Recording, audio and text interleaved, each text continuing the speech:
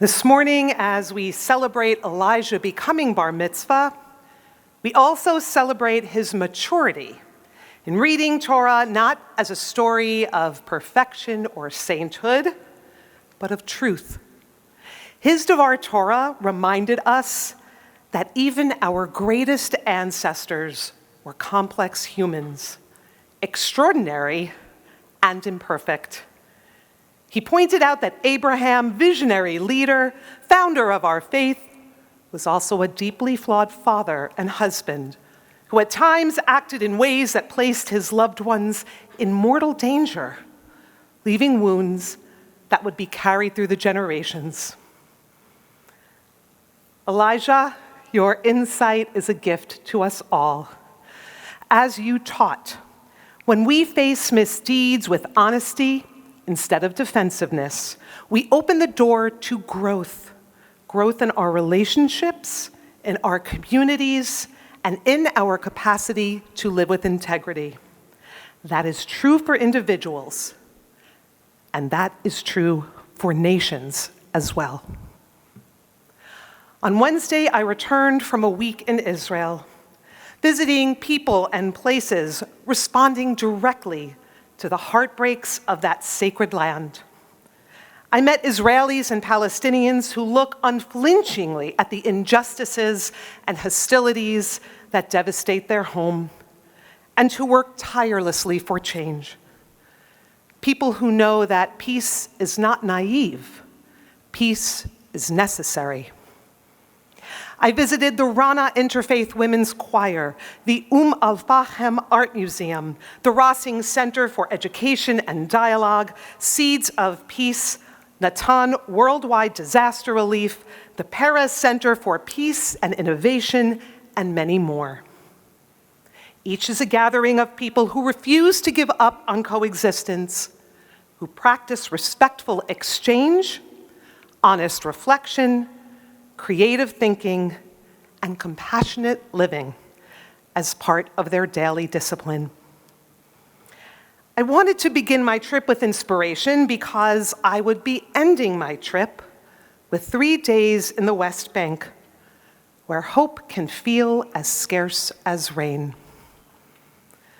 The West Bank, territory captured by Israel in 1967, and home to nearly 3 million Palestinians, is now also home to more than 500,000 Jewish settlers living in communities beyond Israel's internationally recognized borders. The status of these settlements is widely debated, with much of the international community viewing them as inconsistent with international law. While some are recognized by Israel's government, others were built without authorization and are considered illegal even under Israeli law. Many residents have moved there seeking affordable housing or close-knit living or an easier way of life. Others are driven by a religious fervor that the land was promised to them by God and must be reclaimed. There is a growing violence among those in the second group, growing at a speed that is hard to imagine. Reports describe a wave of settler attacks on a near daily basis, with little or no police enforcement against perpetrators.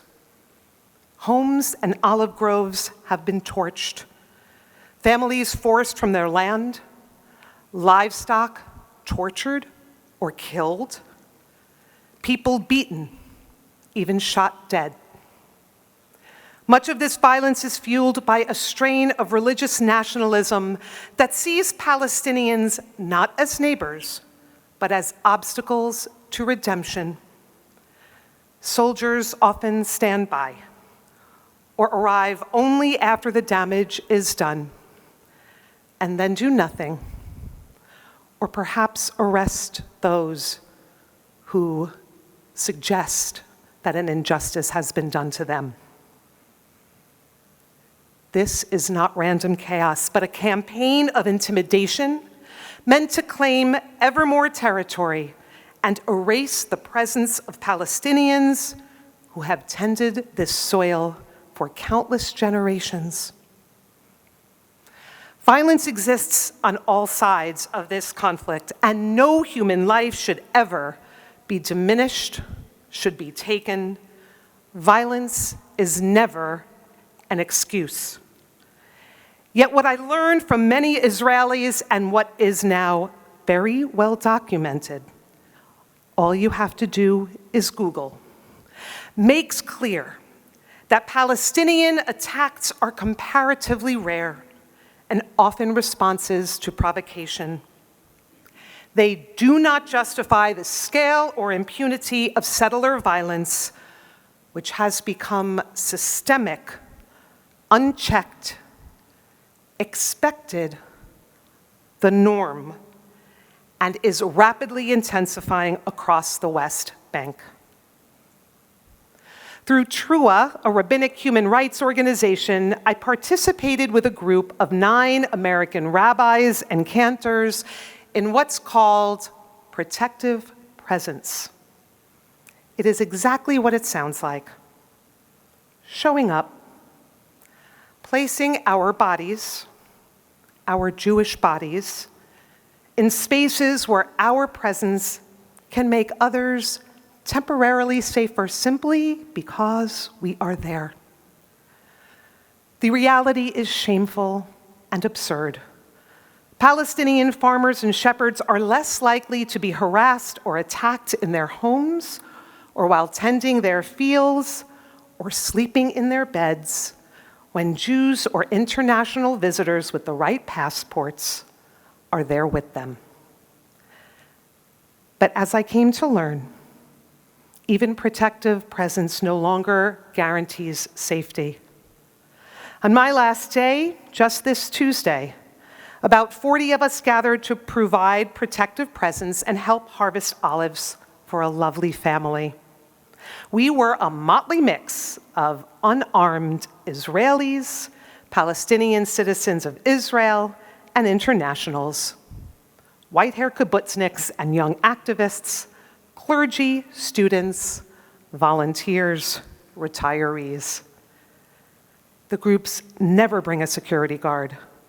The point is nonviolent, non-aggressive resistance, and always de-escalation. I picked olives alongside Anne, an 80-year-old British Jew of German descent who lost much of her family in the Holocaust. She comes to bear witness. Our history, she told me, obligates us to see and to never look away. I chatted with Adam, an inspiring Palestinian man who laid down his weapons decades ago to join former Israeli soldiers in Combatants for Peace, a nonviolent movement for a shared future. I was awed by my Israeli colleague Avi, director of Rabbis for Human Rights, who survived the October 7th massacre on his kibbutz. He was home with his family. He was terrified for their lives. The devastating, bloody loss he endured only intensified his commitment to work toward a lasting, negotiated, peaceful solution. Itamar, a young activist from Standing Together, a joint Jewish-Palestinian movement for coexistence and equality, put it simply and profoundly. People think there are 2 sides here, Israelis and Palestinians, but that is false. It is between those who strive for peace and those who do not. There is a kind of miracle in this sacred land. Even here in the West Bank, I found hope. I found it in the graciousness of the Palestinians who proudly poured us sweet tea and served us platters heavy with vegetables and homemade pita bread. I found it in the stubborn humanity of the people harvesting olives around me. And I found it in the resilience of the olive branches bending beneath our rakes. They seem fragile, but they are strong. The twisted reason for our gathering loosened in the breeze that moved through the hills, in the craggy beauty of the groves, and in the friendships quickly forming among strangers. And then, a drone appeared overhead. It hovered noisily around us. Some recorded it, and then we all intentionally ignored it for more than an hour. As we gathered for lunch, it dipped lower again and again, taunting us for our attention.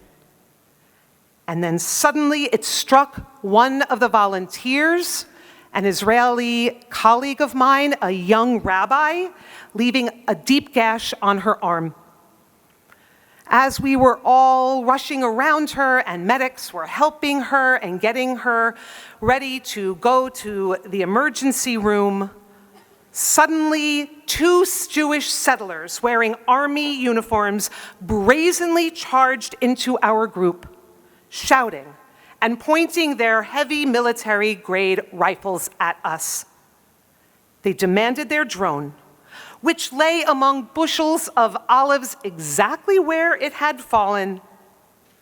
One grabbed it, tucked it under his arm, and they began backing away, still aiming guns at us. And then a shot. The sound was sharp, deliberate. It was meant to terrorize, and it did. There were screams. Some dove to the ground. For me, time slowed. I remember thinking I could step behind one of these olive trees, but their trunks are so narrow. Are they really going to provide me any useful cover? I didn't know where the next shot might come from, where it might go, how to dodge it.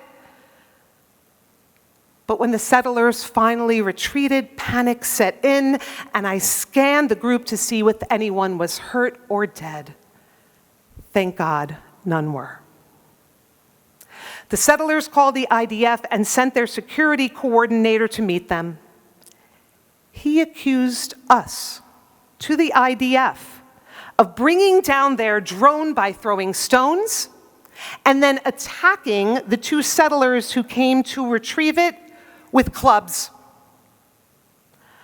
Luckily, we had video of the entire incident, but their false accusation, their blatant lies, will always remain in that report. The experience of raging men pointing their guns at me, of Jewish men, Jewish raging men pointing their guns at me, it still hasn't really settled. Not in my body and not in my mind and not in my heart. I imagine it will in the days and weeks ahead. What burns in me now are the smaller cruelties that I witnessed. The person-to-person humiliations woven into daily life, injuries that don't make headlines but break something inside the soul. Here are a few. A spring where Ahmed once watered his sheep has been turned into a swimming hole for nearby settlers to splash in. Forbidden to use it recreationally or otherwise, he walks past it each day, leading his bony cattle down a hill to drink from a shallow rivulet of dirty water. Saeed and Mariam's one-room home was bulldozed.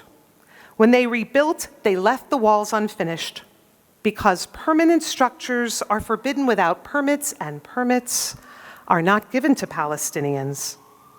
Those unfinished walls, which make up their home, stand as a mocking reminder that they are allowed to survive, but not to freely live. 2 volunteers and I slept on cots outside in a shallow valley with 3 brothers and their families living in tents. We were there so settlers would be less likely to cut the water pipe or open the animal pen. On a hill above their homes was a small structure that settlers had built. Some nights, boys from the hill, known as hilltop youths, some younger than Elijah and his friends, flashlights and blast religious music, waking parents who can't do anything but hold their shaking children. When I woke in the morning, my left sneaker was missing. Apparently, one of the dogs that the families rely upon for warning likes to steal shoes. 9-year-old Khalil eagerly searched the dusty plain, treating it as a game of hide and seek. As he hunted, his father thanked me for staying over. He said to me, "On the nights that you volunteers are here, the settlers usually stay away, so my children can take off their shoes when they go to sleep." Each of these small acts of degradation cuts deeper than a drone's blade. They aim not merely to seize the land, but to break the spirit, to make ordinary life feel precarious. And as one Palestinian man confessed to me, maybe not really worth living. Bearing witness to that as a Jew, as a rabbi, leaves its own kind of scar. The Palestinians prefer that we come. They are grateful when we are there, and still I felt sickened. Those men in their own homes had to rely on the presence of a middle-aged Jewish woman from New York City for their families to feel protected. And all of this happened on the 30th anniversary of Yitzhak Rabin's assassination, the day that Jewish extremist violence turned inward and murdered the possibility of a shared future. Rabin was the prime minister who, after a lifetime as a soldier, found the courage to pursue peace. He signed the Oslo Accords and then forced himself to shake the hand of his enemy Yasser Arafat on the White House lawn for all to see. 2 men who had both known blood and battle, choosing instead the fragile, liberating promise of reconciliation. For that act of courage, Rabin was murdered by Yigal Amir, a young Jewish zealot who believed he was carrying out God's will.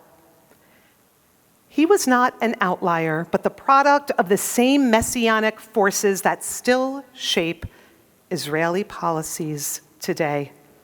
Forces that sanctify land over life, power over peace. Just weeks before the assassination, a 19-year-old named Itamar Ben-Gvir appeared on television, proudly holding an ornament torn from the prime minister's car. "Just like we got to this emblem," he boasted, "we can get to Rabin." And 3 weeks later, Rabin was dead. 30 years later, the ideology that armed Amir sits in positions of power in the Knesset. The smug 19-year-old Ben-Gvir, who might once have been dismissed as a cocky vandal or fringe agitator, is now Israel's Minister of National Security, a role that includes oversight of the border police in the West Bank. He is the one that is responsible for the security of these Palestinians. The terror I experienced as an American Jew in that olive grove was not random. It was the outgrowth of an unhealed wound, the violence that was never faced, that was never named, and it will keep growing, from occasional to expected, unless we speak out against it. It never used to be that settlers would shoot at Americans and Jews, but now they did. And when this incident goes without any justice coming to the people who perpetrated this act, it is going to happen again and again, more and more. A few days before I came, a group tried to go and help people in an olive grove. They were arrested. The charge was that they were in an area they weren't supposed to be in. Anyone who had an Israeli passport was allowed to go. The two Americans, one a young woman in her 20s, another a middle-aged woman like me, they were deported. That never used to happen. It's going to go without any kind of consequence, and that means it's going to become normalized unless we speak out. For the love of Israel, for the sake of human decency, and in the spirit of our highest Jewish values, justice, compassion, and the preservation of life, we must stop turning away. We must do what Elijah said and be honest so that we can make change. Our Jewish Israeli siblings, they want us to do that. It's not good for anyone there what is happening. We can't pretend that there are no imperfections in that land. Elijah, I told you in the robing room that you inspired my sermon today. These days, it's not an easy one for a rabbi to give. But I thought, I cannot get up here with integrity and bless you and not follow your lead. And so that's why I'm speaking out. You taught us that our tradition doesn't ask for perfection, it asks for truth. It teaches us that real strength doesn't come from posturing or threatening, from intimidation or weapons of war. It comes from daring to look at what is broken in our stories, in our people, in our systems, and in ourselves, and refusing to stay silent. Because silence has never protected us. It only emboldens what is destructive. Our power is in raising our voices, in naming what is wrong, and calling our people back to what our prophets, ancient and modern, demand of us. From the Elijah of our Bible to Elijah standing before us today, telling us gently and powerfully what we need to do. I'm listening. We all need to listen. This is true love of Israel, true love of that land, of that nation. The courage to see clearly, to speak courageously, and to stay committed. This is what Abraham failed to do, what Rabin dared to do, and what each of us must do, that we might bring the day when olive groves in that land, holy to many, home to all who dwell among them, can bear fruits of peace in peace. Ken Yehi Ratzon. May this be God's will and our mission. Amen.